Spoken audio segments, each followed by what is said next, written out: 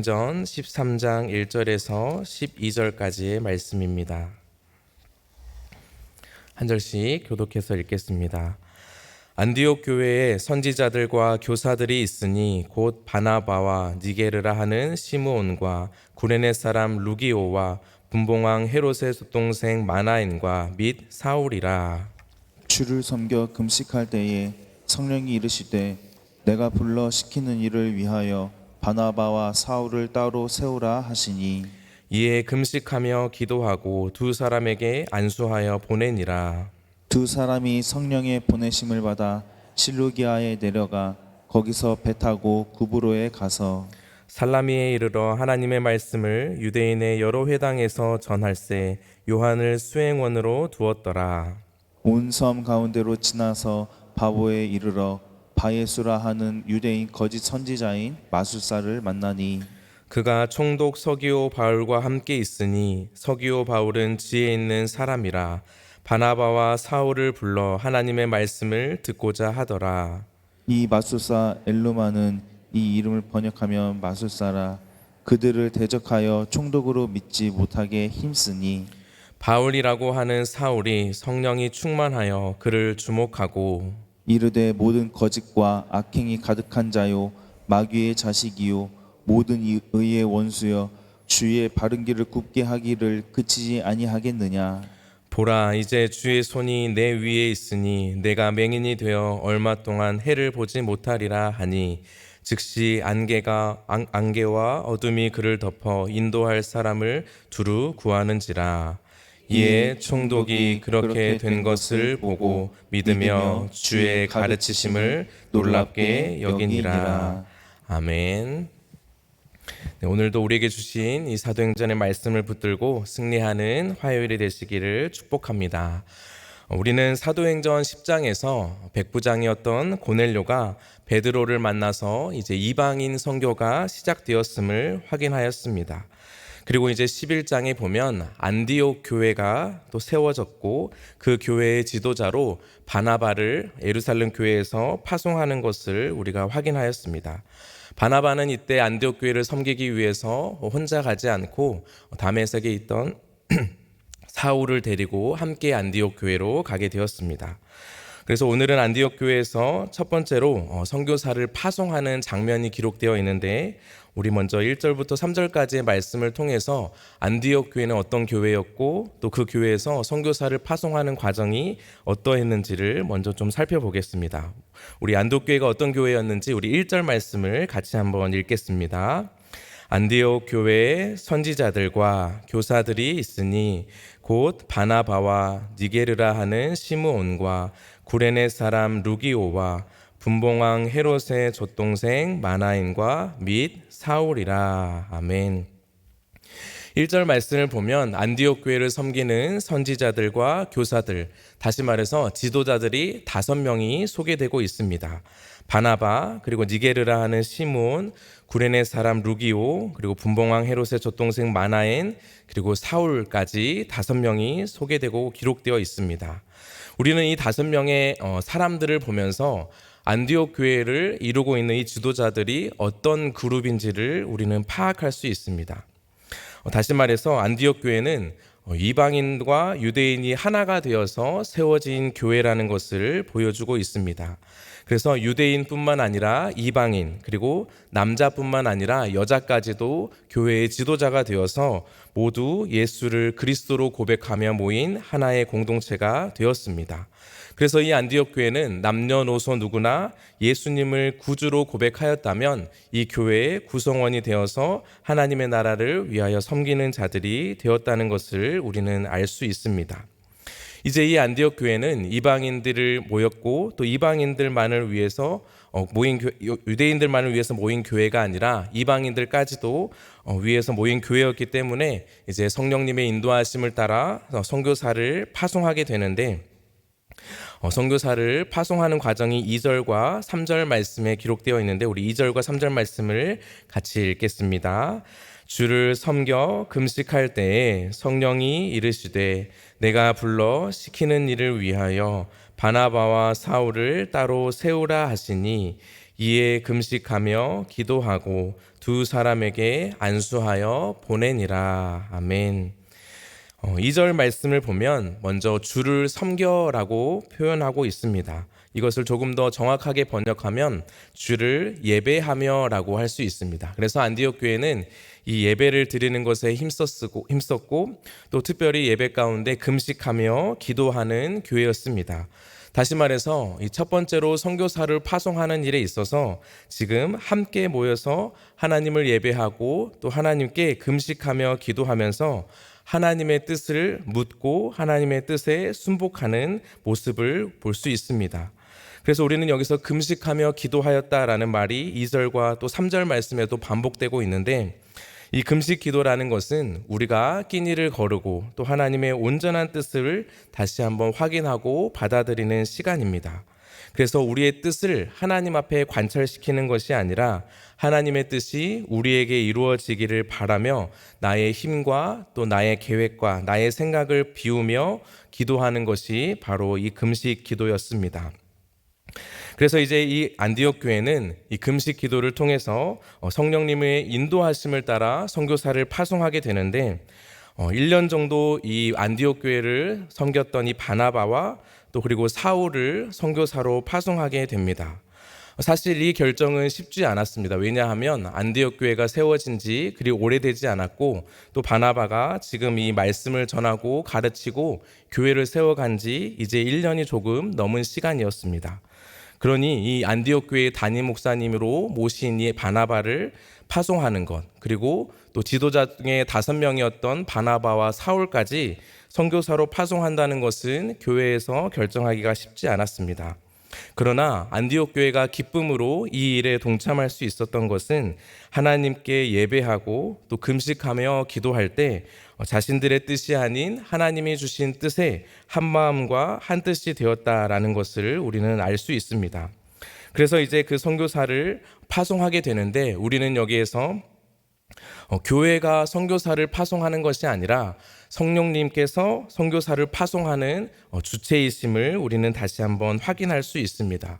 그리고 이 선교사도 역시 자기의 일을 이루러 가는 것이 아니라 2절 말씀에 기록된 것처럼 내가 불러 시키는 일을 위하여 가는 사람이 바로 선교사입니다. 그러므로 선교사는 하나님께서 부르시고 또 하나님께서 시키시는 일을 위하여 살아가는 사람이 바로 이 선교사였습니다.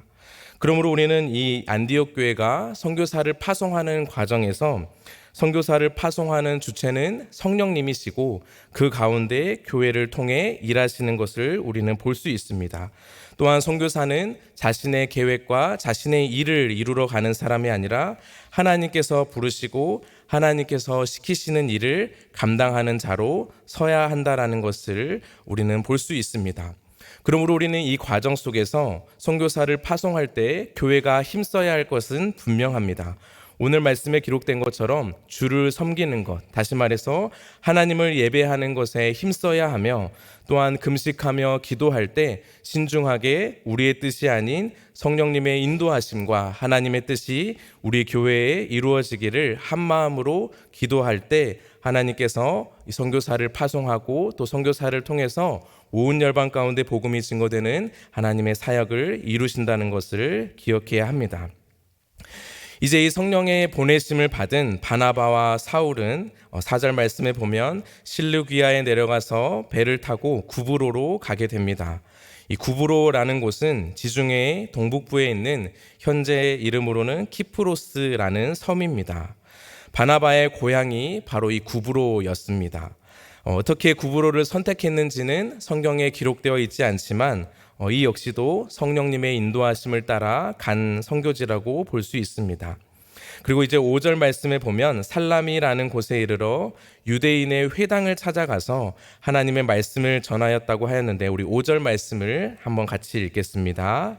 살라미에 이르러 하나님의 말씀을 유대인의 여러 회당에서 전할세 요한을 수행원으로 두었더라. 아멘. 우리는 이 말씀 속에서 5절에 기록된 말씀 속에서 바나바와 사울이 복음을 전하기 위해서 찾아간 곳이 유대인의 회당이었다라고 말하고 있습니다. 사도 바울은 이 이후에도 많은 지역을 다니면서 가장 먼저 찾았던 곳은 바로 유대인의 회당이었습니다. 우리는 이 유대인의 회당을 찾은 이 대목을 보면서 성령님의 인도하심을 받는 사람은 무턱대고 무계획적으로 나아가는 것이 아니라는 것을 우리는 확인할 수 있습니다. 또 반대로 극단적으로 하나님의 뜻을 거부하고 자신의 계획과 자신의 뜻만을 내세우는 것도 바람직한 태도가 아닌 것을 우리는 확인해야 합니다.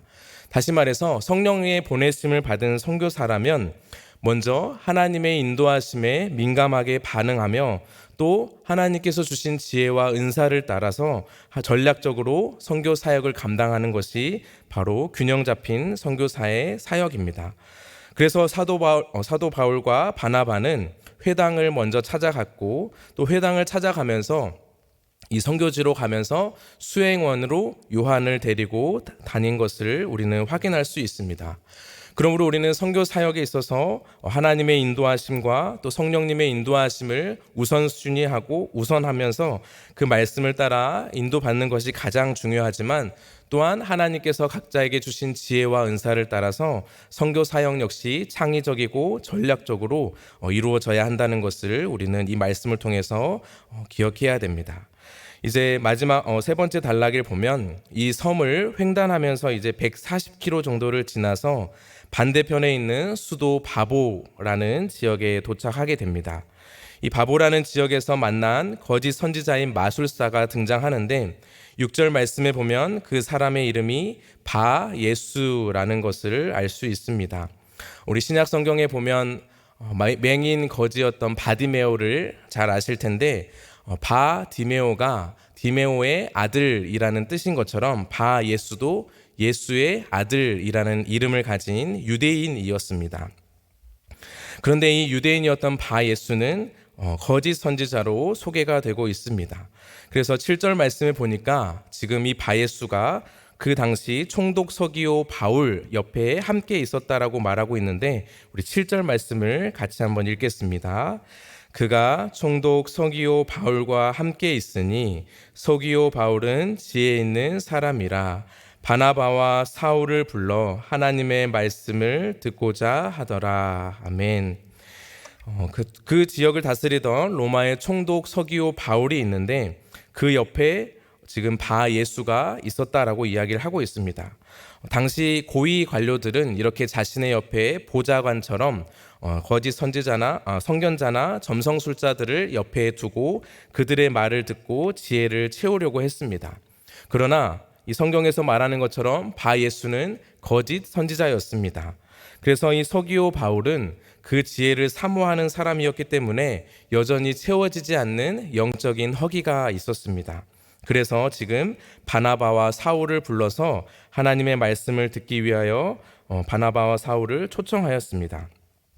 그러나 이 바나바와 사울이 서기오 바울에게 갈 때 그 과정이 쉽지 않았습니다. 그 마귀는 이 바예수를 자극해서 서기오 총독이 이 하나님 말씀을 듣지 못하고 믿지 못하게 했다라고 우리 8절 말씀에 이렇게 이야기를 하고 있습니다. 이 마술사 엘루마는 이 이름을 번역하면 마술사라 그들을 대적하여 총독으로 믿지 못하게 힘쓰니라고 되어 있습니다. 그래서 바나바와 사울이 총독을 통해서 복음을 증거하려고 할 때 마귀는 이 바예수를 사용하여서 그 복음을 증거하는 일에 방해를 하고 있습니다. 그러나 참 선지자여 또 선교사로 나아갔던 이 바나바와 사울은 이 거짓 선지자 바예수와의 영적 전쟁에서 승리했다라는 것을 우리는 또 뒤에 이어진 말씀을 통해서 확인할 수 있습니다. 마치 구약 성경에 보면 엘리야가 갈멜산에서 거짓 선지자들과 싸워서 승리한 것처럼 지금 참 선지자요 또 참 선교사로 나간 이 사울과 바나바가 또 이 복음을 전하는 일에서 승리하는 것을 우리는 볼 수 있습니다. 그래서 그 바울이라고 하는 사울이 9절에 보면 성령이 충만하여 그를 주목하고 이제 바예수를 책망하고 하나님의 말씀을 선포하고 있습니다. 그래서 바예수는 이 바울의 말씀을 듣고 이제 눈이 멀어 맹인이 되었습니다. 그래서 자신은 하나님의 말씀을 전한다고 거짓을 이야기했지만 도리어 자기 앞도 인도할 수 없고 걸을 수 없는 맹인이 되었습니다. 그래서 12절 말씀에 보면 이 상황을 보고 총독이 변하게 되는 것을 보는데 우리 12절 말씀을 같이 읽겠습니다. 이에 총독이 그렇게 된 것을 보고 믿으며 주의 가르치심을 놀랍게 여기니라. 아멘. 네, 이제 자기 옆에서 보좌관으로 늘 말했던 바예수가 맹인이 된 것을 보면서 이제 총독은 바예수가 아닌 바울과 바나바의 말을 듣게 됩니다. 그래서 거짓 가르침이 아닌 주의 가르치심을 믿고 그 가르치심에 눈을 뜨게 되었습니다. 그래서 이 복음을 들은 서기오 바울은 이제 어둠에서 빛으로 나오게 되고 사탄의 권세에서 하나님의 백성으로 돌아오는 것을 볼 수 있습니다. 우리는 사도행전에서 이 사도 베드로가 로마의 백부장이었던 고넬료를 회심하는 데 사용되었던 것처럼 이제 이 사도 바울도 로마의 총독 서기오 바울을 회심하는 데 쓰임 받게 되는 것을 볼 수 있습니다. 그래서 이 사도 바울이 이제 첫 선교 사역에서 첫 회심자를 만나게 되었고 그 회심자가 바로 오늘 말씀에 기록된 서기오 바울입니다. 이처럼 우리가 복음을 전하는 곳곳마다 우리는 바예수와 같은 사람들을 만날 수 있습니다. 사람들의 마음과 눈을 어둡게 만들고 거짓 가르침으로 귀를 닫게 만드는 이 사탄의 방해가 있음을 우리는 늘 기억해야 합니다. 그러나 동시에 우리는 성령의 충만함과 또 성령님께서 주신 지혜와 분별력을 가지고 담대히 하나님의 말씀을 선포할 때 바울처럼 우리도 성령의 충만함 가운데 복음이 승리하며 하나님의 구원 역사와 하나님의 승전가가 온 땅 가운데 울려 퍼지게 되는 은혜를 경험하는 저와 여러분이 되길 소망합니다. 말씀을 정리하겠습니다. 선교는 오늘 말씀에 기록된 것처럼 하나님의 선교입니다. 그러므로 선교사를 보내시는 분도 성령님이시고 선교사를 인도하시는 분도 성령님이십니다. 그러므로 이 일에 교회는 어떻게 동참해야 하는지 우리는 이 안디옥 교회의 모델을 기억하면서 더욱더 예배에 힘쓰고 또 금식하며 기도하면서 하나님의 뜻에 한마음으로 순종하는 것이 중요합니다. 또한 성령님께서 바나바와 사울을 통해서 이 서기오 바울을 하나님의 백성으로 삼은 것처럼 우리 역시도 그 복음을 증거하는 일에 쓰임받는 우리 모든 초청교회의 성도님들 되시기를 소망합니다. 이 복음을 전할 때 늘 바예수와 같이 거짓 선지자들이 마귀의 도구로 사용될 수 있습니다. 그때마다 우리는 성령님의 충만함과 또 성령의 지혜와 분별력을 가지고 담대히 복음을 선포할 수 있기를 바랍니다. 특별히 또 우리 교회가 계속 선교 주간에 기도하며 나아가고 있는데 지금도 서기오 바울과 같은 사람들을 만나기 위해서 땅끝까지 나아간 우리 선교사님들을 위해서 더욱 기도하며 힘쓰는 시간이 되길 원합니다. 그래서 하나님의 말씀과 그 복음을 듣고 이제 사탄의 권세에서 자유하게 되고 해방되어서 하나님의 구원의 역사를 이루어가는 일에 쓰임받는 우리 모든 선교사님들 될 수 있도록 함께 기도해 주시고 특별히 모든 선교사님들이 성령의 충만함으로 이 사도 바울이 행했던 놀라운 구원의 역사를 지금도 이루어갈 수 있게 해달라고 간절히 기도하는 우리 초청교회가 되길 소망합니다. 기도하겠습니다. 하나님 아버지 감사합니다. 오늘 사도행전 13장의 말씀을 통해서 안디옥 교회가 어떻게 세워졌고 또 안디옥 교회에서 선교사를 어떻게 파송했는지를 함께 살펴보았습니다. 하나님께서 세우시고 또 하나님께서 파송한 선교사를 우리가 더욱더 기도하며 또 모이기에 힘쓰며 예배할 때 하나님의 뜻을 구하며 그 하나님의 뜻 안에서 한마음으로 축복하며 파송하는 우리 교회가 될 수 있도록 은혜를 더하여 주시옵소서. 그래서 하나님께서 이루시고 또 성령님께서 인도하시는 이 구원 사역 가운데 늘 승리하는 모든 사역이 될 수 있도록 성령의 충만함을 위해서 구하며 또 모든 열방 가운데 흩어진 선교사님들의 사역 가운데도 기도로 동역하는 우리 모든 교우들이 될 수 있도록 함께하여 주시옵소서. 오늘도 그 복음을 위하여 헌신하고 수고하는 모든 선교사님들의 사역 가운데 성령의 능력으로 함께하여 주시고 그 성령의 능력을 통하여서 온 열방 가운데 하나님의 나라가 확장되는 일에 귀하게 쓰임 받을 수 있도록 은혜를 더하여 주시옵소서. 감사드리며 예수님의 이름으로 기도합니다. 아멘. 네, 이제 우리 함께 기도할 때 말씀을 생각하면서 우리 선교 주간을 통해서 복음 전파와 영혼 구원에 힘쓰는 우리 초청교회가 될 수 있도록 기도해 주시기 바랍니다. 특별히 또 수요예배와 금요철학 가운데 보내주실 우리 선교사님들을 통해서 큰 은혜를 누리는 시간 될 수 있도록 기도해 주시고, 또 토요일에 있을 선교 바자회에도 온 성도님들이 한 마음으로 하나님의 나라를 위하여 섬기는 은혜의 시간 될 수 있도록 기도해 주시기 바랍니다.